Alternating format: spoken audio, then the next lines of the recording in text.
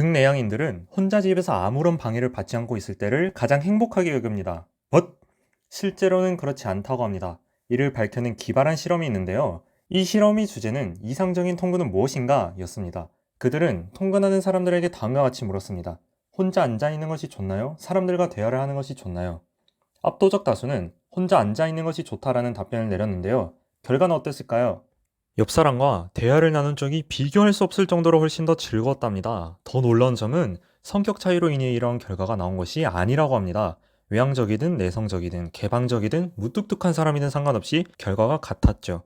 내향적인 사람들은 혼자 있는 것이 더 좋다고 생각하지만 우리가 항상 자신이 원하는 것이 무엇인지 알고 있는 것은 아니라는 것을 이 실험에서 밝혀냈습니다. 그렇다면 사람들은 왜 혼자 앉아 있는 것이 좋다는 답변을 내렸을까요? 바로 옆 사람과의 대화가 부담스러울 수 있다 생각했기 때문입니다. 발음 안 돼. 때문입니다. 하지만 결과로도 나왔듯 대화를 시작하면 그들은 혼자 앉아있는 것보다 훨씬 더 즐거워했습니다. 내향인들은 보통 이렇게 생각합니다. 기빨려. 빨리 집 가고 싶다.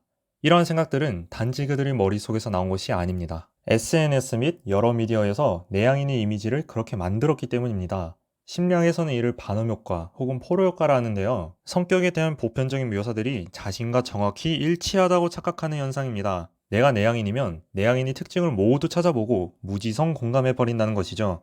수많은 심리학 결과에 따르면 개인적 차이는 있지만 사회적 고립은 우리에게 큰 문제가 될 수 있답니다. 이는 뇌과학으로도 설명할 수 있는데요. 너무 오랫동안 혼자 있다 보면 신경화학적 변화가 찾아온다 해요. 즉, 환각, 우울, 자살충동, 폭력적 행동, 정신병 등의 결과를 초래할 수 있다는 것이죠. 특히 사회적 고립은 흡연보다 훨씬 더 심각한 심장마비와 사망의 위험 요인이기도 한데요. 흔히 인터넷에 돌아다니는 극심한 외로움은 하루 15개의 담배를 피는 것과 같다 라는 말도 실제로 과학적으로 증명된 말이랍니다. 스탠퍼드 뇌과학자 앤드류 후버만은 인생에서 가장 중요한 5가지 중 하나를 인간관계로 꼽았습니다. 그리고 다음과 같은 말을 덧붙였죠. 내향적이든 외향적이든 관계없이 최대한 사람을 많이 만나라.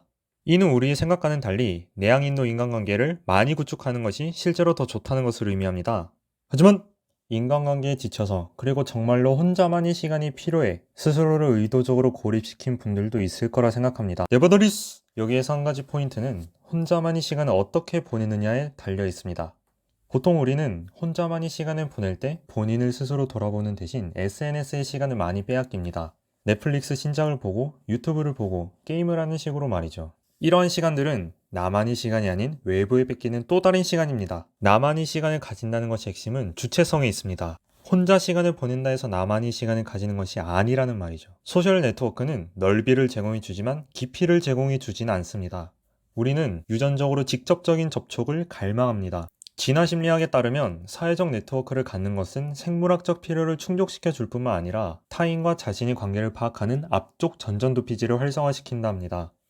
쉽게 설명해 우리는 타인과 함께하거나 소속되어 있을 때 위안을 느낍니다. 온라인 접촉은 우리의 갈망을 일부만 해결할 뿐 전부 해결을 주지는 못합니다. 가끔 대학 커뮤니티 에타를 보면 만날 사람이 없다라 하소연하는 사람들이 있습니다.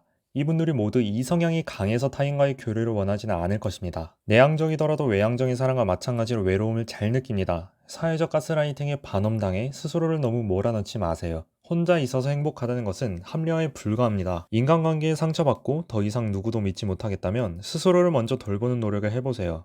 그럼 또 새로운 사람들을 만날 용기와 에너지가 생깁니다. 현대인들은 SNS의 발달, 개인주의 성향으로 인해 스스로를 너무나도 모질게 대하고 있습니다. 국민건강보험공단이 집계에 따르면 지난해 우울증으로 병원을 찾은 사람의 수가 100만 명을 넘어섰답니다. 5년 전보다 무려 33% 정도가 증가한 수치라 해요. 스스로를 고립하고 가두는 사람들이 늘어나며 이러한 변화가 일어났다 합니다. SNS에 의존하는 것은 목이 말라 바닷물을 벌컥벌컥 마시는 것과도 같습니다. 온라인을 통한 상호작용은 보조적인 역할로 남을 때가 가장 좋다고 합니다. 유튜브의 내향인은 누가 만나자고 말하기만 해도 기빨려 와 같은 댓글에 현혹되지 마시고 소중한 사람들과 좋은 인간관계를 구축하기 위해서 어느 정도는 직접적인 교류를 하는 것을 추천드립니다. 이왕 만나는 김에 즐겁게 만나면 좋잖아요. 나갈 때부터 기빨린다 생각하지 마시고 충분히 즐기고 오신 다음에 집에서 또 에너지 충전하고 SNS에 푹 빠지지 않고 혼자만의 시간으로 에너지 충전하고 너무 좋지 않나요? 보다 행복한 여러분의 삶을 구현하며 오늘도 마치도록 하겠습니다. 영상이 도움되셨다면 구독과 좋아요 한 번씩만 부탁드립니다. 구독 버튼을 누르면 영상 퀄리티가 올라갑니다.